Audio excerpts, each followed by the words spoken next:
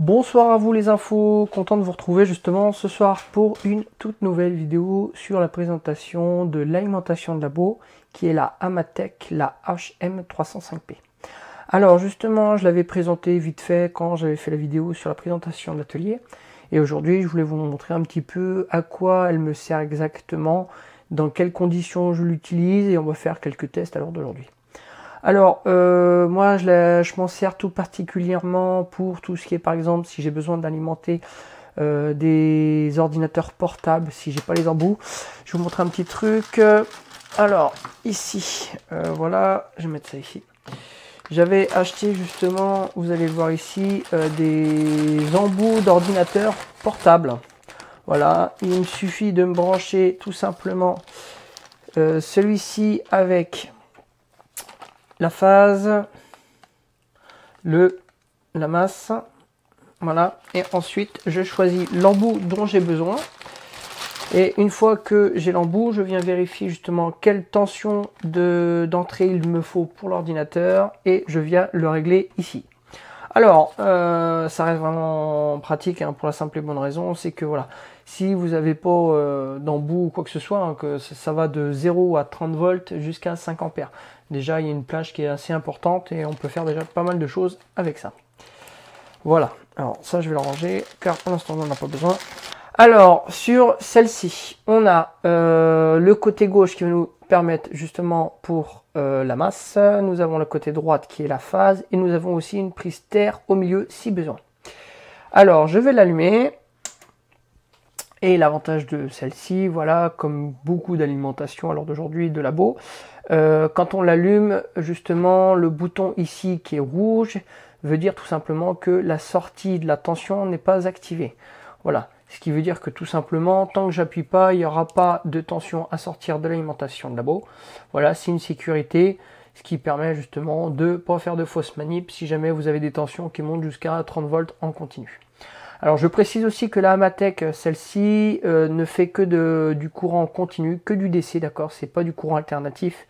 Dans ces cas-là, si vous voulez du courant alternatif, il faudra vous diriger vers d'autres alimentations dignes de ce nom. Pour celle-ci, alors je vais vous la présenter un petit peu. Alors elle reste assez simple, hein, il n'y a rien de très compliqué en soi. Nous avons des mémoires de tension et d'ampères qui sont de M1 à M6.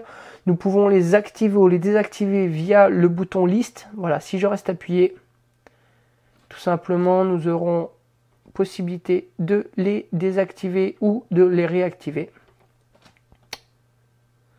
Nous avons ensuite la petite molette ici qui va nous donner la possibilité de faire des réglages plus minutieux et les flèches d'en dessous qui nous permet de changer d'unité. Nous avons ensuite le bouton d'en bas qui est marqué OVP. Celui-ci va permettre de choisir si on veut une tension max ou pas pour la tension de sortie. Celle-ci, si je l'appuie, vous voyez, je suis en mode off. Si je veux l'activer, je peux mettre en mode on et je peux choisir justement la tension max de celle-ci. Par exemple, je vais la mettre au maximum à 5 volts. Voilà. Et pour ce qui est de OCP, celle-ci va me permettre justement de contrôler la surintensité, voilà, du courant.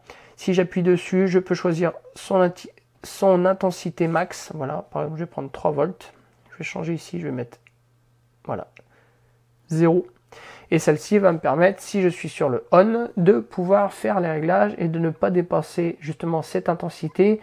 Ce qui est aussi quand même fois bien pratique si jamais vous voulez pas faire de fausses manips. Imaginons que vous êtes sur une surintensité sur un circuit, voilà, ça risquerait de causer, je pense, des dégâts. Par la suite, nous avons 3 petits boutons ici. Alors le premier permet justement de régler les tensions qui se situent ici. Le deuxième permet de régler l'intensité. Et le bouton B-Lock permet lui en restant appuyé dessus, voilà, nous permet de pouvoir bloquer les touches. Comme ça, si jamais vous voulez pas faire de changement pendant une opération, vous appuyez sur celui-ci et voilà, comme ça, vous n'avez pas de souci, ça ne risque pas de bouger. Alors, une fois que ça c'est fait, nous allons pouvoir un petit peu regarder comment ça se présente. Je vais prendre le multimètre qui est ici. Hop. Voilà. On va le mettre sur tension continue. Alors, si je vous le mets là, vous allez voir. Je le mets sur tension continue. Ici, on va le mettre de façon correcte. Voilà. Normalement, vous devriez voir. C'est parfait. Alors, je vais... Hop là, attendez. Alors, je vais démêler ça parce que il y a un nœud. C'est chiant quand il y a des nœuds. Hop là, parfait. Et on va prendre justement la masse. Alors, petite griffe. Voilà, on va prendre le noir et la phase en rouge. Et on va pouvoir faire des petits tests. Alors, là, je suis à 0. Et si, par exemple, je me mets sur M1, je vais choisir sa tension à 3. On va mettre, allez, du 5 volts. 5 volts tout rond, par exemple. Voilà. Parfait. Et pour ce qui est de l'intensité, bon là, peu importe, ça change pas grand-chose. Voilà. Alors, si je veux mettre en route, il suffit que j'appuie sur le petit bouton. Voilà. Et voilà. Ici, nous nous retrouvons avec du 4 volts 96. Bon, ce qui reste quand même assez précis. Hein, alors, peut-être qu'il faudrait que je refasse un calibrage de mon multimètre, hein, parce qu'il a quand même quelques temps. Mais voilà, je pense que c'est pas trop mal. Ensuite, on va passer sur du M2 directement. Alors, M2, M3, je veux dire, on passe sur du 12 volts. Voilà, on attend. Alors non, il faut que je rappuie, désolé. Je fais M3, je rappuie dessus. Voilà. Et... Qu'est-ce qu'il me fait? T'as un problème?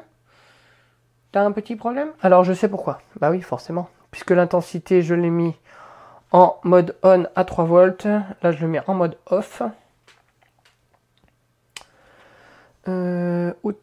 Alors,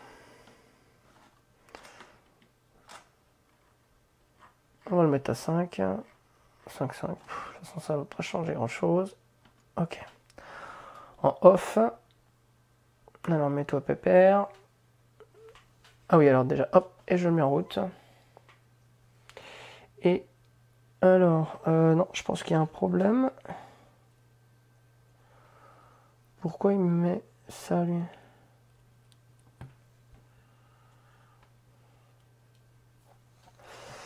Alors, on et... Ah oui, alors, oui, la tension à 5 volts max, c'est sûr que ça risque pas de marcher. Très bien. Voilà, tout simplement parce que j'avais mis en fait la tension à 5 volts max. Alors, ce qui fait que bah, forcément, il bloquait à 5 volts, il ne pouvait pas aller plus. Alors, pour du 12 volts, ici, on va par exemple changer. On va augmenter un petit peu.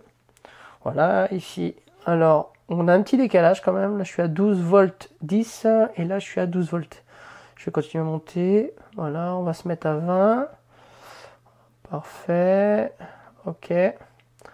12 volts 20. Bon, voilà, on a quand même une différence de 0,10. Bon, c'est pas énorme en soi. Après, voilà, je pense que pour faire cette petite manip, il n'y a pas de problème pour celui-ci. On va passer sur du M4. Voilà. Et pour du 19 volts 52, je suis à 19 volts 38. On n'est pas trop mal.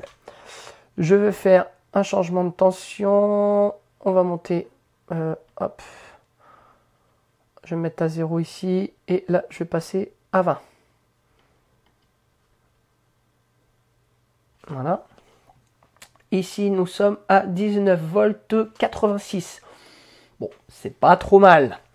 On va monter sur du M5. Voilà, on rappuie. Alors, je vais changer celui-ci. 24 volts 79, voire 80. Bon, plus on monte dans les plages et plus il y a une petite différence. Mais bon, c'est vraiment pas grand-chose. Hein. Je pense que c'est pas bien méchant. Je vais monter ici à 25 volts. Et on est exactement ici à 24 volts,83, ce qui est vraiment pas mal. Et pour le dernier, on va passer en M6 et je vais monter au maximum. Voilà. Il monte jusqu'à 32 pile poil. 32. Voilà. Alors, mon multimètre me dit 24,83. Voilà, toujours pareil. On a une petite différence qui s'est formée. Plus on monte dans les dans les tensions, et la différence commence à se faire. Alors là on est quand même à pratiquement, on est à, ouais, à 0,18, non 0,17 excusez-moi. Bon, c'est pas non plus catastrophique. Bon voilà, moi je l'ai utilisé plusieurs fois pour des ordinateurs, ce genre de choses. On va pouvoir l'éteindre. Et voilà, hop, on éteint le multimètre. Et maintenant, justement, si on a besoin de faire des tests, hop, je vais le prendre. On va prendre ici. On va ranger le multimètre.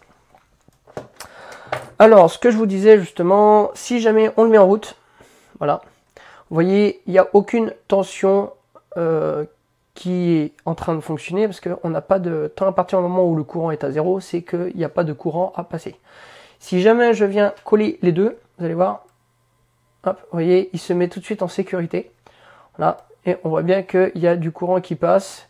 Et là, on est en sur-intensité. Alors, bien sûr, on peut faire les réglages. Là, je pourrais justement, si besoin, pour pas qu'on ait de problème, mettre à 2 max. Voilà, et on va le mettre sur, on va le laisser sur on.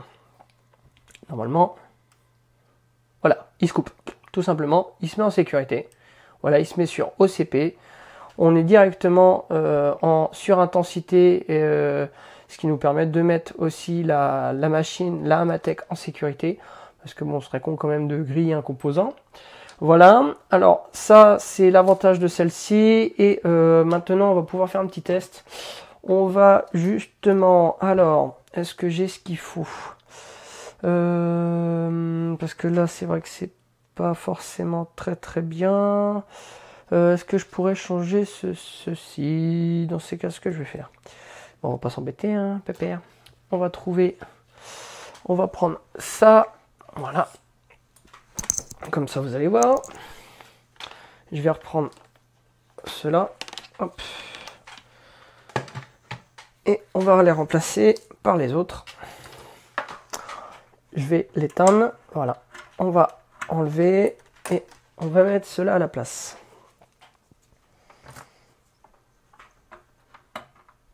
Ouais, alors ceux-là... non, je vais prendre les autres.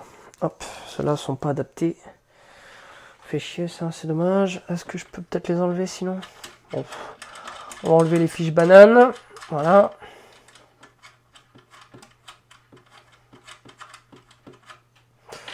Je vais mettre ici. Normalement, si j'enlève la fiche banane, ça devrait être quand même plus simple.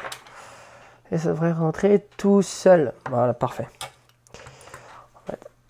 Hop, la fiche banane, j'enlève l'autre. Alors voilà, si vous avez besoin de tester par exemple des ventilateurs, savoir s'ils fonctionnent, voilà, bah c'est possible. On enlève les fiches bananes pour adapter justement celui-ci. Voilà, hop, je le mets dedans.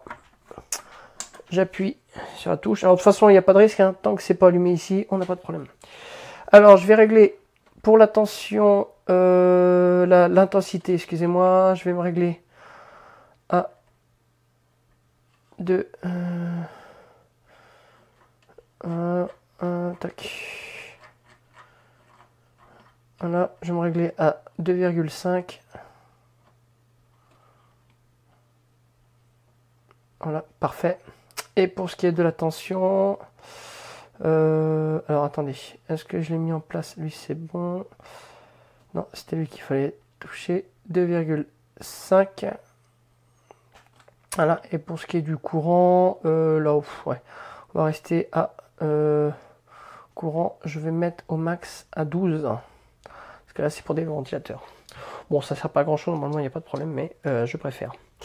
Dans ces cas-là, je vais aller sur M1 et pour, non, M2, M3. On va rester sur M3 et pour ce qui est de la tension, je voudrais... Alors non, je viens de faire une bêtise.